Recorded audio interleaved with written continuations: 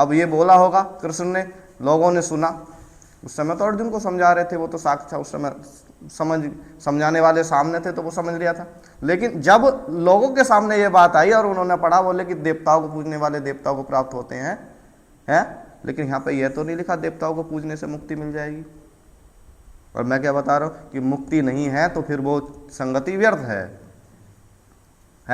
आगे क्या लिखा हुआ है? प्राप्त होते हैं, पितरों को पूजने वाले पितरों को प्राप्त होते हैं। बोले कि ओहो, अब तो पितरों की पूजा करो।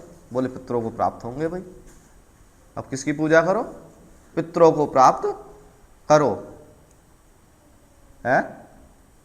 अब पितरों की पूजा करो। बोले यहाँ तो साफ लिखा है ना, भगवत गीता कह रही है, बोले पितरों को पूजो और पितरों को प्राप्त हो जाएंगे, हैं?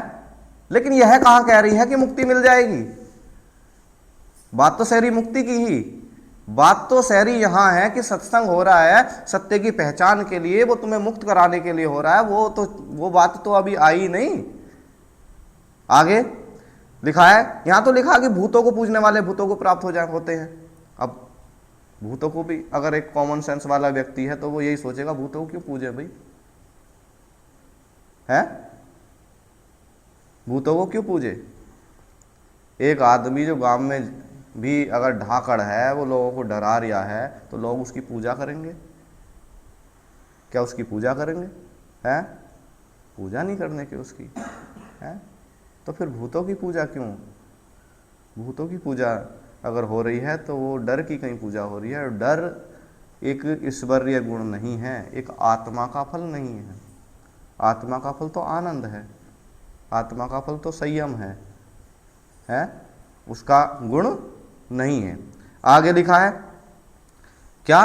देवताओं को पूजने वाले देवताओं को प्राप्त होते हैं और पितरों के पूजने वाले पितरों को प्राप्त होते हैं, भूतों को पूजने वाले भूतों को प्राप्त होते हैं। और आगे लिखा हुआ, और मेरा पूजन करने वाले भक्त मुझको ही प्राप्त होते हैं,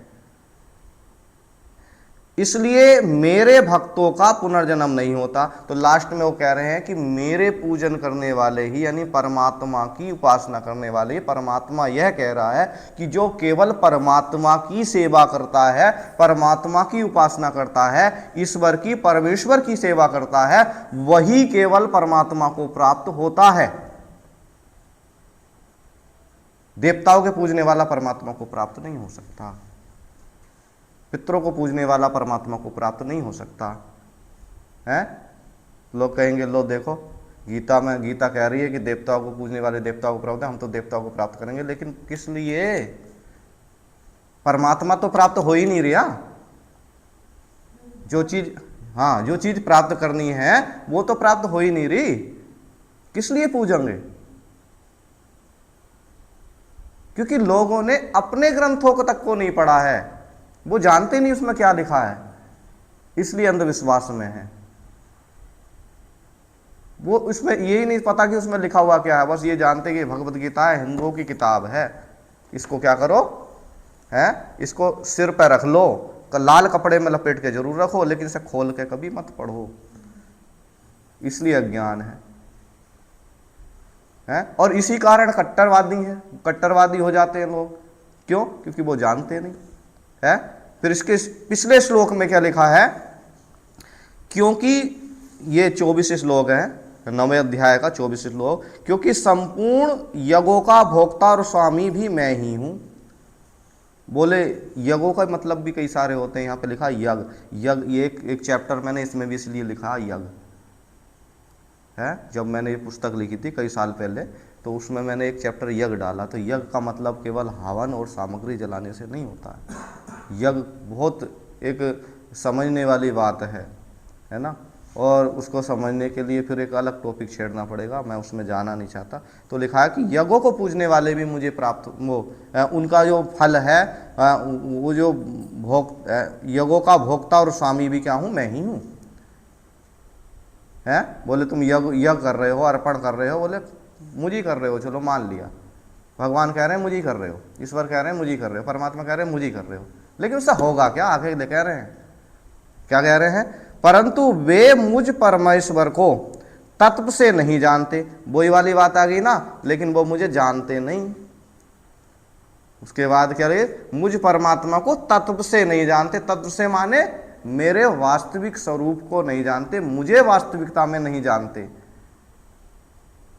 हवन तो खूब कर रहे हैं, चलो मैंने एक्सेप्ट भी कर लिया, सब कुछ हो गया, लेकिन बिना जाने भक्ति मेरी वो क्या कर रहे हैं, बिना जाने ही वो मेरी सेवा कर रहे हैं। लेकिन उससे होगा क्या?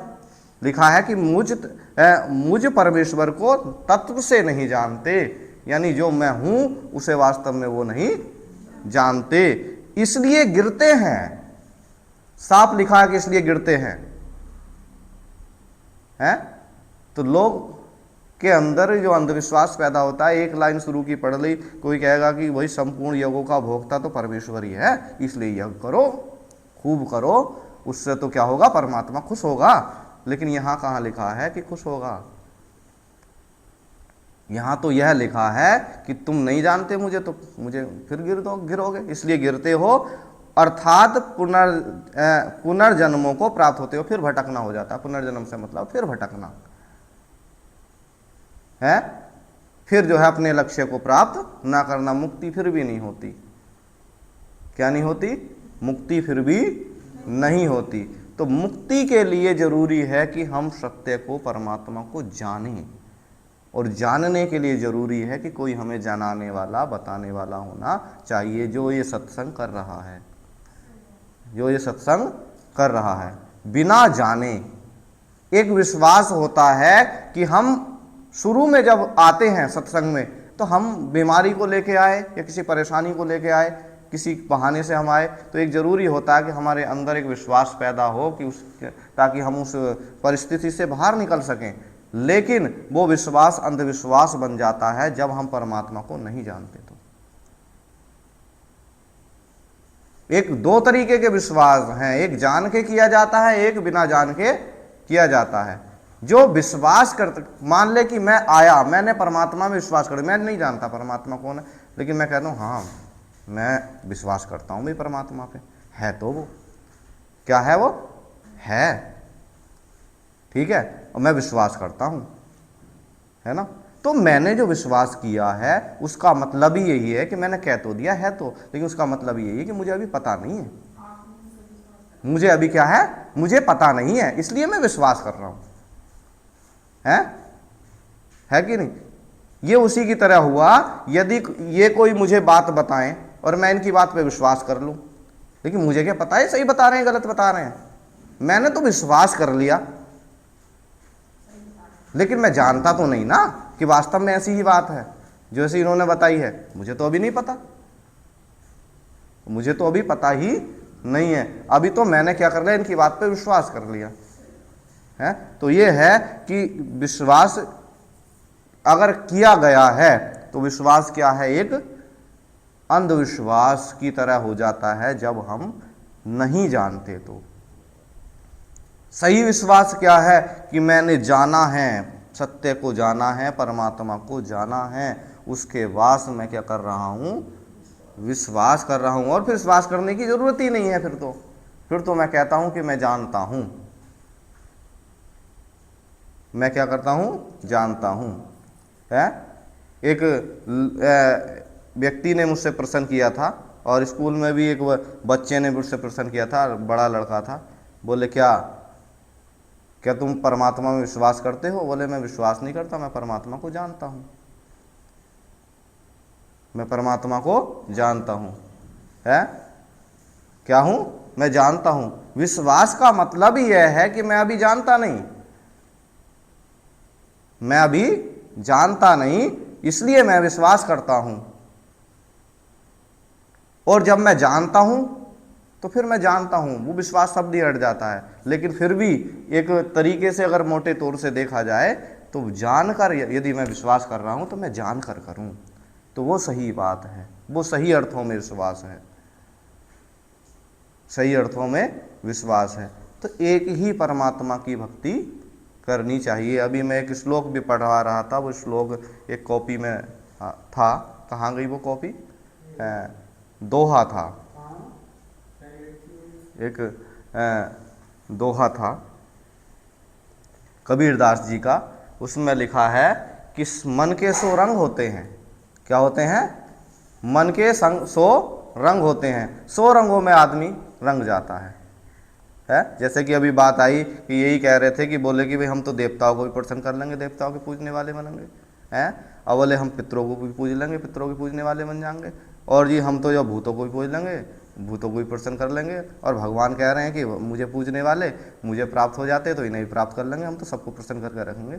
हैं तो बोले कि मेरा कहना ये है कि जब सबको तुम प्रसन्न कर रहे हो, चलो ठीक है, सही है, भूतों को पूजने वाले भूतों को प्राप्त हो रहे हैं, पितरों को पूजने वाले पितरों को प्राप्त हो रहे हैं, अब जो है देवताओं को पूजने वाले देवताओं को प्राप्त हो रहे हैं, परमात्मा की उपासना करने वाले परमात्मा को प्राप्त हो रहे हैं। बोले सबकी उपासना करने वाले किसे प्राप्त होंगे? फिर प्राप्त किसे होंगे? फिर वो किसे प्राप्त होंगे? यहां तो यह लिखा है कि देवताओं की पूजा करने वाले देवताओं को प्राप्त हो रहे होंगे, कम से कम उनके लिए तो आधार तो है, लेकिन यह नहीं लिखा कि देवताओं को प्राप्त होने वाले मुक्त हो जाएंगे। मुक्त नहीं है, वो अधीन है। क्या है वो? कामनाओं के अधीन, और कामनाओं के अधीन हुई भक्ति परमात्मा के पास जाना कभी जो है हमें मुक्ति को प्राप्त नहीं करा सकता। दूसरी चीज है ना, तो वहां पे लिखा है कि मन के 100 रंग है, 100 रंग में वो रंगना चाहता है, और आगे लिखा है कि एक रंग में जो रंगे, कबीरदास जी का दोहा है, एक रंग में जो रंगे ऐसा बिरला कोई है, कुछ इस तरीके से तो था है। तो एक रंग में जो रंगे ऐसा बिरला कोई, वो कबीरदास जी कह रहे हैं वो ज्ञानी व्यक्ति हैं बहुत, उनकी बुद्धि को हम छोटा नहीं आंक सकते, उनके बहुत लंबी चौड़ी बुद्धि है उनकी, अनपढ़ व्यक्ति थे, लेकिन बड़े बड़ों को उन्होंने जो है मतलब अपनी तर्क से, अपने वितर्क से जो है निरुत्तर कर दिया, और आज तक करते हुए आए हैं। आज तक, कितने साल पहले चले गए दुनिया से, लेकिन आज तक वो विद्वानों को निरुत्तर करते हुए आए हैं, क्योंकि उनके दोहों में ऐसी गहरी बात निकल जाती है कि अच्छे अच्छे निरुत्तर हो जाते हैं। माला फेरत जुग गया मिटाना मन का फेर, बोले माला तो फिर रही है, मन का फेर कहाँ मिट रहा है?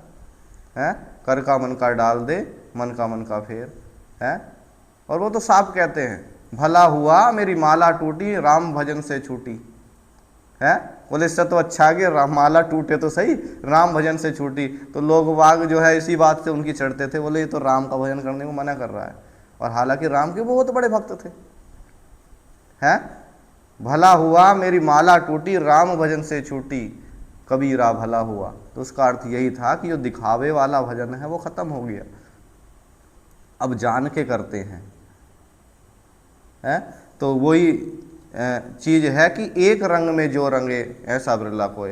बोले सभी की पूजा तो दुनिया कर रही है, लेकिन एक रंग में जो रंग जाता है उद्धार केवल उसी का होता है, और वो एक रंग सत्य का है, वो एक रंग परमात्मा का है, परमेश्वर का है, जो हमें सही रास्ते पे, सही मार्गदर्शन पे हमें ले जाता है, और जहाँ हमारे जीवन का लक्ष्य है, जहाँ हमें पहुँचना है, जहाँ हमारी मुक्ति है।